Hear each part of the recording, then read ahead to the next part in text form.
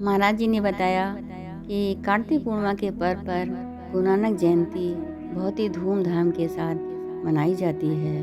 गुरु नानक देव को मानने वाले उनके भक्त और उनके शिष्य गुरु नानक जी के चरणों में सिर झुकाते हैं और उनका आशीर्वाद लेते हैं। आज की कहानी इसी पर आधारित है। गुरु नानक जी का जन्म एक देव शक्ति के रूप में हुआ था, सद्गुरु के रूप में हुआ था। नानक जी के बहुत सारे शिष्य थे जो उनकी बातों का अनुकरण करते थे। नानक जी जैसा कहते थे वैसा ही वो करते थे। नानक जी का सत्संग सुनने के बाद नानक जी उन्हें शिक्षा दिया करते थे कि सेवा भाव रखना, परोपकार करना, भजन सुनना करना, यही परमात्मा की प्राप्ति का साधन है। अगर आप परमात्मा को प्राप्त करना चाहते हैं तो उसके लिए आपको सत्यनिष्ठा के साथ ईश्वर की भक्ति करनी चाहिए, साधना करनी चाहिए, योग करना चाहिए। तभी आप उस ईश्वर और उस परम सत्ता को, उस परम शक्ति को, परमेश्वर को, परमात्मा को आप प्राप्त कर सकते हैं। नानक जी उन्हें बताते थे इसके लिए आपको प्रातःकाल सुबह 3 से 6 में भगवान का भजन करना चाहिए।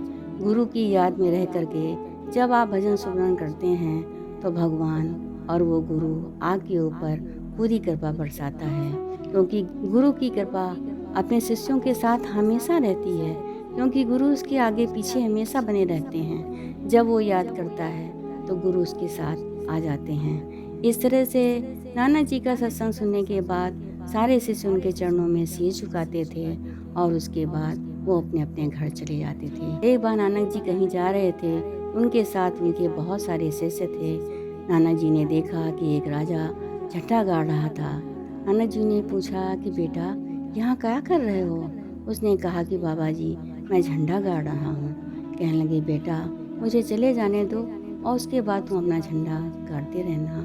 कहने लगा नहीं बाबा जी, जब तक झंडा नहीं गड़ जाता तब तक आप यहाँ से नहीं जा सकते हैं। नानक जी ने कहा बेटा इस झंडे गाड़ने से क्या फ़ायदा है? कहने लगे बाबा जी मैं जितने राज्य जीतता हूँ उतने झंडे गाड़ते चला जाता हूँ। अभी तक मैं 6 राज्य जीत चुका और 6 में मैंने अपना झंडा गाड़ दिया। ये मेरा 7वां राज्य है, इसलिए मैं इस झंडे को गाड़ रहा हूँ जिसमें लोगों को ये पता चले कि इतनी सीमा तक मेरा राज्य फैला हुआ है, मेरी ख्याति फैली हुई है। नानक जी ने कहा कि बेटा अच्छा जल्दी से झंडा गाड़ ले क्योंकि मुझे जाना है। वो राजा फिर से झंडा गाड़ने लगता है। नानक जी बार बार पूछते हैं बेटा झंडा गड़ गया? उसने कहा कि नहीं बाबा जी अभी नहीं गड़ा। थोड़ी देर के बाद फिर नानक जी ने पूछा बेटा झंडा गड़ गया? कहने लगा नहीं बाबा जी अभी झंडा नहीं गड़ा। थोड़ी देर के बाद नानक जी उठ कर के आते हैं और उसके हाथ में एक सुई दे देते हैं और कहते हैं बेटा जब इस संसार रूपी सागर से जाना तो ये सुई अपने साथ लेते जाना, फिर वहाँ ऊपर जाकर मैं तेरा झंडा भी गड़वा दूंगा, तुझे चिंता करने की कोई आवश्यकता नहीं। इसके बाद नानक जी वहाँ से चले जाते हैं। राजा थोड़ी देर के बाद अपने सैनिकों के साथ अपने राज्य वापस आ जाता है और खाना खा करके सो जाता है। आधी रात के समय अचानक उसकी आँख खुलती है, वो उठकर बैठ जाता है। महारानी पूछती हैं कि महाराज क्या बात है, आज आप इतनी जल्दी उठ गए? राजा ने कहा कि महारानी मैं बहुत ही चिंता में डूबा हुआ हूँ। कहने लगे क्यों? कहने वो इसलिए कि एक बाबा जी आज आए हुए थे, वो एक छोटी सी बात में बहुत बड़ी बात कह करके चले गए। रानी ने पूछा कि बाबा जी ने क्या कहा? बाबा जी मुझे हाथ में ये सुई दे गए थे कि जब संसार रूपी सागर से जाना तो इसे अपने साथ ले जाना, तो मैं तुम्हारा झंडा वहाँ ऊपर गड़वा दूंगा। महारानी ने कहा कि राजा इसमें ऐसी कौन सी बात बाबा जी कह के चले गए? बाबा ने बहुत बड़ी बात कही है कि जब मनुष्य संसार रूपी सागर से जाता है तो ये तिनका तक उसके साथ नहीं जाता। जो भी ऐश आराम की वस्तुएं वो बनाता है वो सब यहीं छोड़कर चला जाता है, क्योंकि सारा सुख हम इन वस्तुओं से यहीं प्राप्त करते हैं और यहीं छोड़ जाते हैं। हमारे साथ जाने वाला केवल वो परमात्मा परमेश्वर उस प्रभु का नाम है जिसकी भक्ति मैंने आज तक नहीं की है। मैं इस संसार रूपी सागर में सिर्फ इसलिए आया था कि अन्य कार्य करने के साथ साथ मैं परमेश्वर की भक्ति करूं, प्रभु की भक्ति करूं, लेकिन मेरा ध्यान कभी उस ओर नहीं गया। मैंने अपना सारा समय संसार में राजकाज में ही व्यतीत कर दिया। तो इसलिए ईश्वर की भक्ति करना मेरा परम लक्ष्य, मेरा परम उद्देश्य होना चाहिए। यही सोच करके मैं अत्यधिक परेशान हूँ। दूसरे दिन से राजा रोज़ वहीं पर जा कर के बैठता था जहाँ उसकी नानक जी से मुलाकात हुई थी। राजा रोज़ बैठे बैठे शाम तक नानक जी का इंतज़ार करता, लेकिन नानक जी नहीं आते। वो फिर अपने राज्य वापस आ जाता। इस तरह करते करते काफ़ी समय बीत गया। कुछ दिनों के बाद सैनिक कहने लगे कि महाराज, जिस बाबा जी की आप याद में रोज़ यहाँ आकर के बैठते हैं वो अब नहीं आएंगे। आप इतना परेशान क्यों होते हैं? आप अपने राज्य वापस चलिए। राजा ने कहा, तुम लोग जाओ, लेकिन मैं यहीं बैठकर बाबा जी का इंतज़ार करूँगा। इसके बाद एक दिन राजा अपने घर से जब आता है तो बहुत दुखी होता है और कहता है, हे बाबा जी, आप कहाँ हो?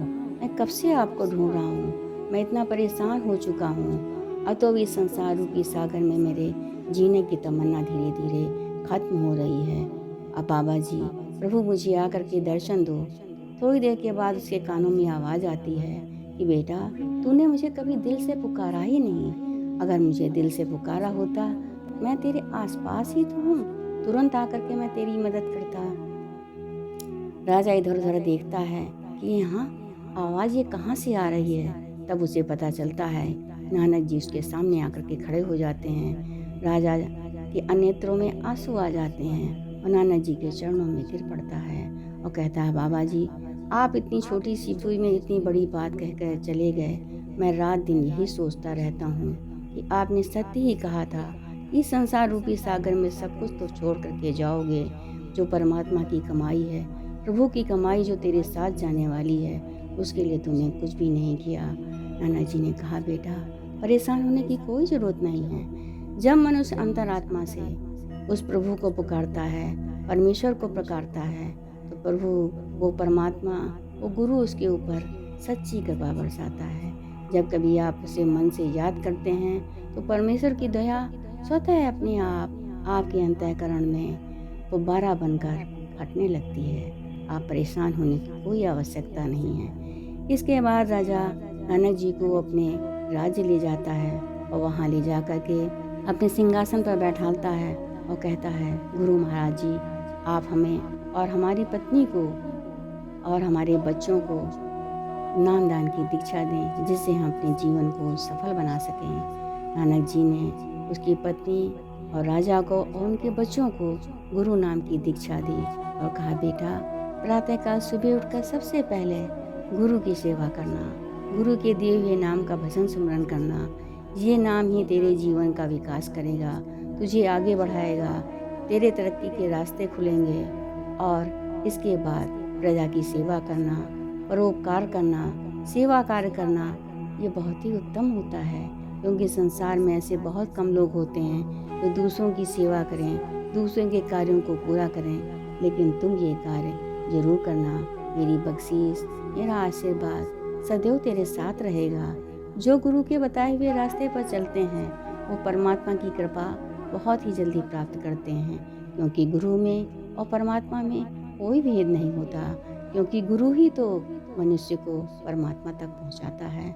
और जब आप परमात्मा तक पहुंच जाते हैं तो इस संसार रूपी सागर से पार जाना आपके लिए अत्यधिक आसान हो जाता है, क्योंकि भजन सुमरन के माध्यम से ही आप जीवन के हर शक्ति को, हर चीज़ को पा सकते हैं, जिसको पाने के लिए आप इस धरती पर आए हैं। इसके बाद नानक जी वहाँ से चले जाते हैं। राजा नानक जी के कहे अनुसार ही कार्य करने लगता है।